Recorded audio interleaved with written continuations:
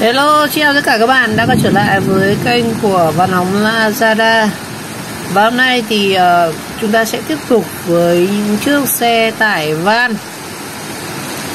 Trên màn ảnh của các bạn đấy là chiếc xe tải van của Thaco. Đây, con này là con Thaco Towner 5S. Giá này thì rơi vào khoảng là 290, thực ra nó là 300 triệu đấy. Con này cả lăn bánh nữa thì nó sẽ rơi vào khoảng 330. Và trong video hôm nay thì lớn như là trước thì mình đã có một cái video chia sẻ về cái dòng xe tải van này rồi. Hôm nay thì mình sẽ tiếp tục có một cái video nữa nói về con xe này, cái xe này và cái câu chuyện mà làm thương hiệu của ô tô Trung Quốc. Đó.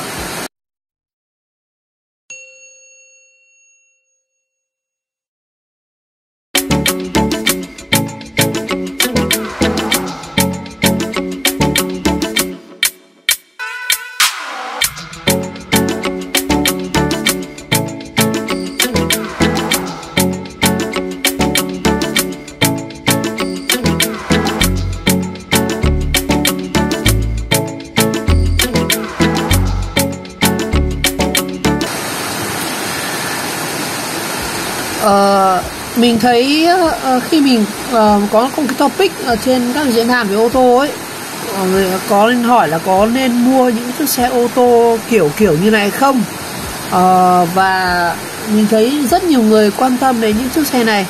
Tại vì những chiếc xe này thật sự nó rất là đa năng. Thứ nhất là công việc chính của ô tô là chở người, đúng không? Với chiếc xe ô tô như van như này thì chúng ta sẽ có là 5 chỗ ngồi. Như vậy thì mình có thể chở được là vợ, con, gia đình. Nói chung là gia đình nhà nào nó cũng chỉ tầm khoảng 5 người thôi. Còn nếu ông nào muốn chở khoảng 9 người hay là nhiều hơn thì có lẽ là mua những dòng xe 7 chỗ này, hoặc là dòng xe 9 chỗ. Con này thì của nó là dòng van chuyên để gọi là chở hàng, nên là nó chỉ maximum nó chỉ khoảng được 7 chỗ thôi. Còn nếu mà mua 7 chỗ thì thực sự thì nó cũng có thị trường ô tô 7 chỗ thì quá nhiều. Những chiếc xe 7 chỗ này MVP 5/2 MPV là những chiếc xe đa dụng đấy. Thì cái xe này mình nghĩ rằng với 5 chỗ của nó thì nó chở nói chung là đủ nhu cầu của một gia đình cơ bản. Một vợ 2 con có thể chở ông bà đi kèm cũng được. Rồi, và thứ hai là đây là những chiếc xe đúng như tôi gọi nó là tải van, và nó công dụng nó là để chở hàng. Đó, chở hàng. Và cái xe này thì nó cũng sẽ không bị cấm như là xe tải thì các bác biết rồi đấy, nó bị cấm theo giờ.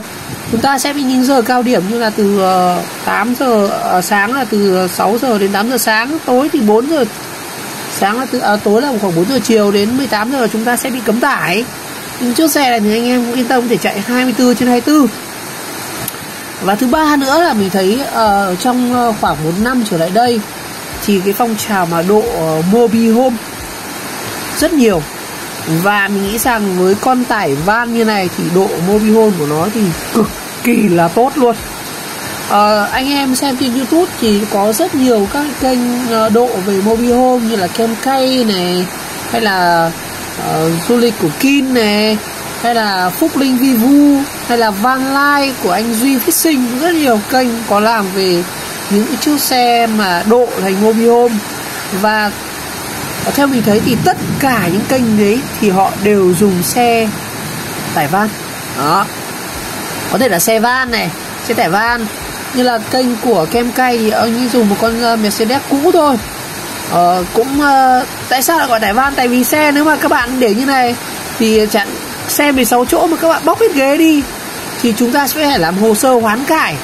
Và khi hoán cải thì chiếc xe đó nó sẽ nghiễm nhiên nó sẽ trở thành một chiếc xe tải van. Đó, tại vì cái xe mặc định của nó khi mà sản xuất ra là xe 16 chỗ để chở người, và việc mà các bạn bóc hết ghế ra để làm hồ sơ hoán cải, hạ tải thì tất nhiên không chở người nó thì tất nhiên nó sẽ gọi là chở hàng, và nghiễm nhiên chiếc xe đó sẽ biến thành chiếc xe tải van. Đó, hôm nay mùa to quá anh em ạ. Và mình quay trở lại tiếp tục. Và những chiếc xe mà muốn độ thành Mobi Home thì bắt buộc anh em phải chọn những chiếc xe nó có thùng xe dài, đó, cao, dài. Ví dụ như cái chiếc xe của Thaco này thì nó rơi vào khoảng tầm, nói chung Thaco hay là Dongben hay là Kenbo hay là TMT hay là C35 gì đấy thì nó sẽ rơi vào khoảng 4 mét. Chỉ có riêng Suzuki, cái dòng xe Berlin van rất là nổi tiếng của Suzuki thì nó chỉ rơi khoảng 3 mét thôi. Và mình thấy rằng với Suzuki thì ở trong Sài Gòn thì họ cũng độ mobilhome rất là nhiều. Như kênh của Van Lai này, của anh Duy Fishing, kênh của Phúc Phè Phỡn chẳng hạn, rất nhiều. Và mình sẽ nói rất sâu về cái chủ đề độ mobilhome với những chiếc xe này. Tại sao chúng ta sử dụng những chiếc xe độ mobilhome? Thứ nhất, vì nó dài. Và thứ hai, vì kết cấu của xe nó là xe dạng thùng vuông, nên rất là phù hợp với việc mà độ mobilhome. Việc độ mobilhome là việc chính mà mình nghĩ rằng chắc chắn phải làm, đó chính là độ thành một cái chiếc giường ngủ. Và một cái chiếc xe nó dài như này, nó trường xe như này, thì độ mobilhome rất là sướng luôn anh em. Anh em chỉ cần lắp thành mua mấy cái ván đóng lên, thì chúng ta sẽ có một cái giường khoảng là 3 mét rồi, trừ đi cái phần mõm xe này. Phần mõm xe bỏ đi thì nó cũng sẽ rơi vào khoảng tầm, chúng ta cũng chiếc giường 3 mét. Rồi con người gì dài 3 mét giường chỉ cần làm cắt đến 2 mét là được. Và mình có theo dõi một số kênh về độ mobilhome thì những chiếc xe này chúng ta độ rất là phù hợp.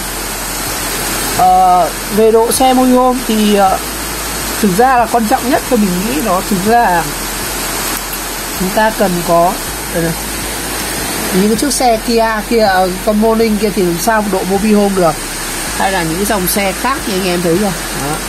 Hôm nay mưa và độ xe vất vả quá, ngập mẹ rồi nhẹ, mưa chẳng đi đâu được. Thì chúng ta chỉ cần là độ giường thôi. Còn phía dưới giường thì anh em có thể lắp ống nước để mang nước đi, chúng ta có thể tích trữ nước đó. Còn bác nào xịn sò thì lại độ thêm sàn pin mặt trời ở trên. Còn ông nào muốn chất nữa thì độ mui bạc đó. Nói chung là mobilhome nó cũng chỉ có quan trọng nhất mình nghĩ là cái giường này.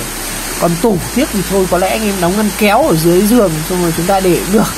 Mình thấy kênh của anh Van Lai độ xe rất là hay, nó rất là nó không phức tạp như các cái xe khác. Mình thấy một số kênh độ xe mà chúng ta xây để nhà vệ sinh trong xe nghĩ là không cần thiết. Thứ nhất là nếu mà đi vệ sinh trong xe thực sự rất là mùi, rất là kinh luôn anh ạ. Nhiều bác trước mình xem kênh của Kim đi thôi gì đấy thì anh ấy đi con transit và độ lên nhà vệ sinh trong xe hoài lắm anh ạ. Vệ sinh thì mình nghĩ rằng với mobilhome thì anh em có thể mua một cái lều và chúng ta mua một cái bô, gọi chính xác là gọi là cái bô đi, nó là cái bộ, nó gọi là cái bồn cầu, cái bồn ngồi như kiểu lavabo ấy, nhưng mà thực ra nó là cái bô. Các anh em lót túi ở dưới rồi đi vệ sinh thì cũng được. Và ok, mất hôm nay tôi đã nói về xe tàu, tôi chỉ sang tôi nói sâu về mobilhome quá. Nói chung mình thật sự mình rất thích những chiếc xe như này đó. Thứ nhất là nhá, mình vừa nói lại 3 cái công dụng của nó này. Chở người, xe này chở được 5 người thì quá ngon rồi. Anh em có thể đi về quê, đi du lịch, đi trong phố. Và nếu mà mình phục vụ công việc như là các bác đi công trình chẳng hạn, mình có team, có đội chẳng hạn, thì 5 người quá ngon rồi. Các bạn đi thi công ở bên cạnh nhà anh hàng xóm nhà mình có anh đi con Đông Ben X30 thì anh ấy đi làm về ở nội thất, thì team anh chỉ có 3 người thôi, đi con này quá ngon luôn. 3 người thì ở sau mình có thể để đồ, máy khoan, máy cắt rồi các cái vật tư nữa. Con này cũng một con xe tốt đấy, chở người chở hàng. Và thứ hai là cũng đi du lịch được. Và thứ ba là độ mobilhome, một cái xu thế rất là lớn hiện nay. Ngày xưa thì mình thấy mọi người là thường là chọn những chiếc xe của Ford này hay của mẹ, con Ford Transit ấy đó. Con đấy thì cũng độ luôn, nó cái chi phí của nó độ rất là tốn kém, mà xe đấy thì thật sự nó rất là đắt anh ạ. Xe Ford Transit mua mới hiện nay thì nó rơi vào khoảng tầm 800 triệu là dòng Bay. Hay là cái con Solari của Hyundai thì nó đắt lắm, tầm 1 tỷ mấy đó. Về dòng đấy nó chỉ có 2 dòng thôi, đó là Ford Transit, Hyundai Solari này, hay là Mercedes. Và ngoài ra thì cũng có dòng 2S của Toyota nữa, nhưng mà cái dòng đấy nó cũng tầm 1 tỷ rồi. Con này thì ở giữa nó có một cái dòng nó StarX. Hyundai nó có cái mã giống con này là StarX, nhưng mà nó là dòng xe để phục vụ cứu thương. Con đấy cũng phải tầm 800 triệu, 600. Con này thì quá rẻ, thật sự nó quá rẻ anh em ạ. Con xe thì mà chỉ có 200 triệu đến 300 triệu thôi. Anh em nếu mà muốn rẻ nữa thì mình nghĩ rằng mua Kenbo cũng được. Kenbo rất rẻ, Kenbo chỉ có tầm 220 thôi, lăn bánh các thứ tầm cho 250 đi. Con này thì nếu mà anh em mọi người vẫn thích cái thương hiệu của Taco Towner này, tại vì nó là của Trường Hải, một cái nhãn hiệu nhà sản xuất xe của Việt Nam rất là nổi tiếng. Nhưng mà nếu hiểu sâu về kỹ thuật thì con Taco Towner này mình nói thật, nó dùng máy của Chang'an. Chang'an là một trong những công ty của Trung Quốc, và cái máy này vẫn là của Trung Quốc thôi. Mình thấy quảng cáo trên website của Taco thì con này dùng máy của Suzuki, dùng công nghệ của Nhật Bản. Và mình có đi tìm hiểu về con này thì nó là dùng máy của Chang'an nha anh em. Chang'an thì ngày xưa nó cũng thật sự là nó cũng có bắt tay với Suzuki, nó cũng là trong gọi là vendor, tức là một đối tác của Suzuki. Thế thì nên trong cái phân khúc tải van hiện nay ở trên thị trường hầu như là không có xe Nhật, ngoại trừ Sukok. Sukok là một trường hợp hết sức đặc biệt rồi. Sukok 30-40 năm rồi mà nó vẫn kiểu xe đấy thôi. Máy từ 1 chấm, máy của Su thì bền, nhưng mà xe đấy nó thực sự nó chả có tính năng khỉ đấy anh em ạ. Trợ lực lái không có, lốp bé, điều hòa không có. Nhưng mà anh em mua điều hòa cái Sukok thì chúng ta phải mất thêm 12 triệu để lắp thêm vào, thật sự rất tốn tiền. Và Sukok nếu mà ra biển lăn bánh thì nó cũng tầm là khoảng bằng con này, bằng luôn con Taco Towner này đó. Thế mình nghĩ rằng mua con này hơn chứ, con này chở được nhiều hơn, chở thùng nó to hơn, chở người nhiều hơn, tính năng nó ngon hơn, có trợ lực lái điện, lên kính bằng điện, có điều hòa, ngon. Mỗi tội là nó có một nhược điểm là nó chẳng có tính năng gì như xe con đâu. Anh em mà muốn mua như kiểu xe con là chúng ta có phanh DS, cân bằng điện tử, hay là những cái tính năng về hỗ trợ khởi hành ngang dốc, rồi những cái tính năng chống bó trượt ABS không có đâu. Con này nó không có một tính năng gì cả, chỉ có mỗi tay lái trợ lực bằng điện thôi. Nói chung là cũng hơn cái xe ngày xưa nhiều ấy. Xe cái thời Liên Xô nó có trợ lực bằng, ngày xưa là trợ lực bằng dầu, bây giờ thì trợ lực bằng điện rồi. Nên là mình nghĩ rằng với những cái dòng xe này anh em khẳng định luôn anh em là chỉ có xe Trung Quốc thôi. Mình đọc lại một số cái mã đang có hiện nay về dòng tải van, nó giống con này nhá. Là con Kenbo này, con Kenbo thì dùng máy của Beishi này, con của Dongben, con SRM X30 thì con đấy dùng máy của của xe của Dongben dùng máy ở điều hòa C, như là cái hãng gì nhỉ, quên mất là của Trung Quốc. Rồi xe của TMT K05S thì con đấy dùng máy của Dongfeng. Con C35 thì cũng dùng máy của Dongfeng. Hay có một dòng nữa, nó là dòng của Photon. Photon thì mình thấy con đấy thì nó có đặc điểm có ABS ấy, nhưng mà giá nó cũng cao và mọi người không mua mấy. Lốp nó cao hơn. Còn con Taco Towner này thì cũng mới ra thôi, nhưng mà cũng thấy ít người. Cái dòng này nó phát triển lên từ Taco Towner 990, cái dòng xe tải nhá. Đó. Rồi. Thế khi mua mà mọi người bảo cân nhắc và mua con nào thì mình nghĩ rằng cái con nào rẻ nhất là mua và quất thôi. Còn tùy theo chính sách của hãng bảo hành 5 năm hay là như nào. Dòng Taco là như có bảo hành 3 năm này. Dòng của Dongben thì bảo hành lâu nhất là 5 năm. Kenbo nó chỉ bảo hành 1 năm thôi. Còn Sukok thì cá biệt. Cái TMT K05S thì nó nằm ở đoạn giữa, nó có thêm vài tính năng như màn hình các kiểu thôi. Mình nghĩ rằng còn đến Kenbo chứ nó cũng như nhau. Nên anh em muốn mua cái dòng tải van này thì chúng ta cũng cân nhắc về kinh tế tài chính, về chung cân nhắc về tài chính, còn công dụng thì nó như nhau. Còn độ bền thì thật sự là đi chắc là tầm khoảng 20 vạn là anh em cũng phải bổ máy. Cái xe này nếu mà anh em chở hàng ấy, người ép tải chở nhiều thì 20 vạn chúng ta phải bổ máy là bình thường.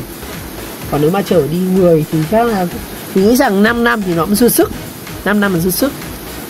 Rồi, cảm ơn các bạn đã theo dõi video clip ngày hôm nay. Hôm nay thì mưa gió lại ra gặp đúng em Taco này, chia sẻ chém gió anh em một chút về những chiếc xe tải van, về xe Trung Quốc, về Mobihome. Cảm ơn bạn rất nhiều. Ok, xin chào, gặp lại trong video tiếp theo nha.